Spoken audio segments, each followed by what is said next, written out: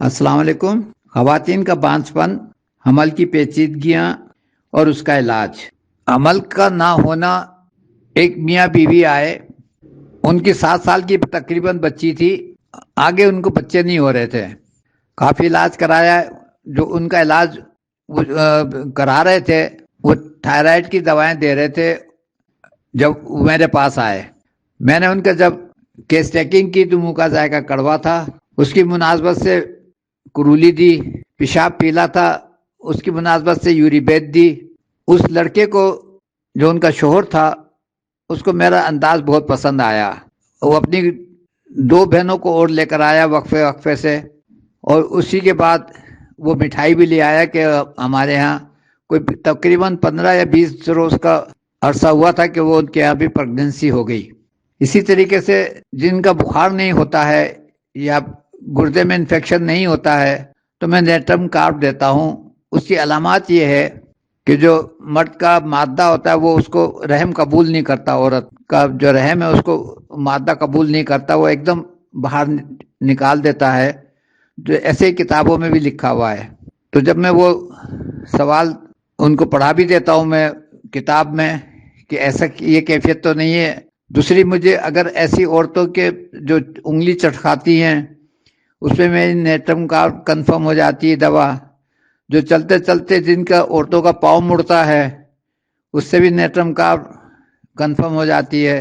وہ اللہ کا شکر ہے، میں ان 2 وجوہات سے میں بہت کامیاب ہوں۔ اس کے علاوہ مجھے کوئی تیسری وجہ آج تک میرے سمجھ میں نہیں آئی۔ ان دونوں وجوہات کو جب میں کور کرتا ہوں تو مجھے اللہ کا شکر ہے مجھے رزلٹ مل جاتا ہے۔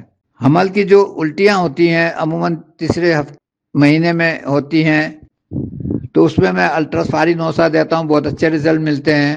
اگر الٹراسواری نوسہ نہیں ملے کہ علامات نہ ہو تو پھر ہم بخار کو کور کرتے ہیں، ویٹرم البم دیتے ہیں، ہمیں رزلٹ مل جاتا ہے۔ اسی طریقے سے اگر عورت کا رحم گر جائے یا گرا ہوا ہو تو اس کے لیے الٹراسواری نوسہ 30 اور ایکونائٹ 30 ملا کے ہم دیتے ہیں، وہ رحم اپنی جگہ واپس آ جاتا ہے۔ ورنہ جو گائنیکولوجسٹ ہیں وہ ان کو کہتی ہیں کہ آپ بالکل چل پھر نہیں سکتی، لیٹی رہیں اور ٹانگ اوپر کر کے لیٹی رہیں، آپ بالکل ایک اس کے لیے عذاب بن جاتی ہے یہ پریگننسی عورت کے لیے۔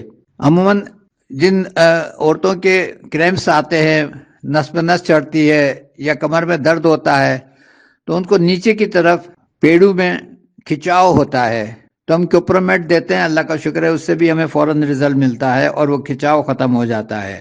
جن عورتوں کو حمل جو ہے وزن نہیں پکڑ رہا ہوتا ہے، گروتھ نہیں لے رہا ہوتا ہے، تو کاربویز 30 میں دیتے ہیں، وہ اللہ کا شکر ہے وہ بھی کور ہو جاتا ہے۔ اسی طریقے سے اگر کسی کا رحم میں جو بچہ ہے وہ اوپر ٹھسا ہوا ہے، پلسٹیلا ہم دیتے ہیں تو وہ نارمل ہو جاتا ہے، اس کی موومنٹ صحیح ہو جاتی ہیں، الٹا سیدھا ہو جاتا ہے۔ یہ گیس کی وجہ سے ہوتا ہے، پلسٹیلا بہت اچھا کام کرتی ہے۔ 7ویں مہینے میں عموماً ہم ایسی مریضاؤں کو کالیفاس 6X، سیمیسی فیوگا 1X اور کالوفائلم مدر ٹنکچر میں ہم 15 منٹ کے وقفے سے دن میں 3 دفعہ دہراتے ہیں تو ان کا ڈیلیوری آسان ہو جاتی ہے۔ یا اگر کسی کی ڈیلیوری میں رکاوٹ آ رہی ہے، بچہ نیچے نہیں آ رہا ہے، تو ہم پلسٹیلا CM میں بھی دے دیتے ہیں، تو اس میں ماشاءاللہ ہمیں اچھے رزلٹ ملتے ہیں۔ یہ ہو گیا پیچیدگیاں اور اس کا حل۔ بہت بہت شکریہ جناب۔ السلام علیکم۔ اسٹومک یعنی معدہ، گیس، قبض، بدہضمی، سینے کی جلن اور اپھارا، ان علاماتوں کا تعلق معدے سے ہی ہے۔ کہتے ہیں معدہ خراب مشکل سے ہوتا ہے اور جب ہو جائے تو سنورتا مشکل سے ہے۔ معدے کی خرابی کی کئی وجوہات ہیں۔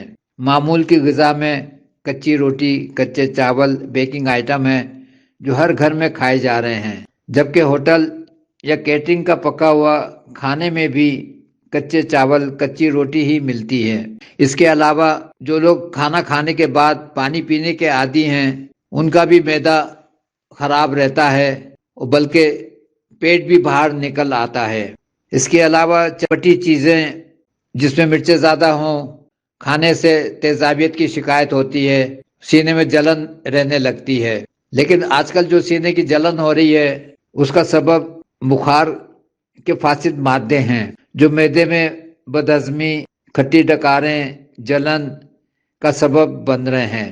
جو ایسا مریض ہمارے پاس آتا ہے تو ہم کو یہ سمجھنا چاہیے کہ یہ تیزابیت ہے یا بخار اس کا سبب ہے۔ تو منہ کے سامنے جب ہاتھ رکھوا کے ہوا نکلواتے ہیں تو اگر وہ گرم ہے تو اس کا مطلب بخار ہے، بخار کی جلن ہے، اور اگر ہوا سادی ہے، نارمل ہے، تو اس کا مطلب تیزابیت ہے۔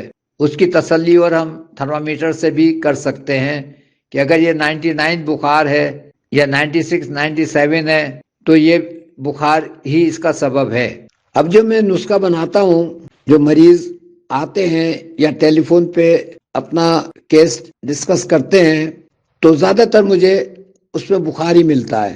بخار کی مناسبت سے اگر وہ نہیں مانتے تو میں ان سے کہتا ہوں بھائی آپ تھرمامیٹر سے خود کنفرم کر لیں، اگر 96 97 ہے تو وہ دوا و بخار ہے، 99 ہے 100 ہے تو وہ تو ہے ہی۔ ہماری دوا کیا کرتی ہے کہ 96 97 جو ہے وہ ابھارتی ہے اور مریض کی جو فاسد مادے ہیں اس کو سبسائڈ کرتی ہے، اس سے مریض بالکل فریش ہو جاتا ہے۔ اسی طرح بخار کے فاسد مادے جو ہیں گردے کو خراب کرتے ہیں، گردے میں انفیکشن پیدا ہو جاتا ہے، ریڈ سیل، پس سیل، البومن، لوکوسائٹس کی بیماری علاماتی ملتی ہیں ہمیں گردے میں، رپورٹ میں جو ڈی آر کراتے ہیں تو اس کی وہ ختم کرتی ہے گردے کی دوا۔ اس طریقے سے بلڈ پریشر کی دوا فار ایور کے لیے ختم ہو جاتی ہے۔ یہ دو دواؤں سے بھی، بخار کی دوا سے اور گردے کی دوا سے، بلڈ پریشر کی بیماری بھی ختم ہو جاتی ہے، بخار بھی ختم ہو جاتا ہے۔ اب آ جائے تیسرے نمبر پہ، اگر وہ فالج کا مریض ہے تو آپ اس کو کپرومیٹ دے دیں، اگر وہ دل کا مریض ہے تو انجائن اسپائزیلیا دے دیں، اگر وہ سر کے درد کا مریض ہے تو پلسٹیلا دے دیں، اگر ہاتھ پیر سن ہوتے ہیں تو اس کو آپ لائکوپوڈیم دے دیں، شوگر کا مریض ہے تو ذیابیت دے دیں ہمارا کمبینیشن، کمر کا درد ہے تو کوپرومیٹ دے دیں۔ کوپرومیٹ جو ہے وہ بیماری نہیں ہے جو کوپرومیٹ کام کرتی ہے، وہ ڈیفیشنسی کو کور کرتی ہے۔ میں سب مریضوں سے کہتا ہوں جب کمر کا درد ٹھیک ہو جائے آپ دوا رکھ لیں، جب کبھی پھر درد ہو پھر 1-2 روز کھا لیں، اس کو دوا سمجھ کے آپ نے نہیں کھانی، ٹونک سمجھ کے کھانا ہے۔ اسی طریقے سے نیٹرمیور 200 میں رات کو ضرور دیتا ہوں تاکہ مریض کا سوڈیم کلورائڈ نارمل ہو جائے۔ سوڈیم کلورائڈ ہماری باڈی میں بہت ضروری ہے، وہ رطوبت کو ریگولیٹ کراتا ہے جو کہ ضروری ہوتا ہے۔ السلام علیکم۔ گلڑ کی مناسبت سے جو میرا کمبینیشن ہے رستاک 30 سلیسیا 30، تقریباً 30 سال سے زیادہ کا عرصہ ہوا ہوگا جو میں نے پہلا کیس کیا تھا۔ جب سے آج تک اس نے مجھے کہیں مایوس نہیں کیا۔ جتنے مریضوں کو میں نے دیا یہ میرا کمبینیشن کامیاب گیا اور میں بڑے وثوق سے اس دوا کو استعمال کرتا ہوں اور مجھے اچھے رزلٹ ملتے ہیں۔ آپ لوگوں سے بھی کہوں گا، ٹائم تو لگتا ہے، 2-4 مہینے کا ٹائم تو لگتا ہے، لیکن اندازہ ہو جاتا ہے کہ یہ کام کر رہی ہے دوا۔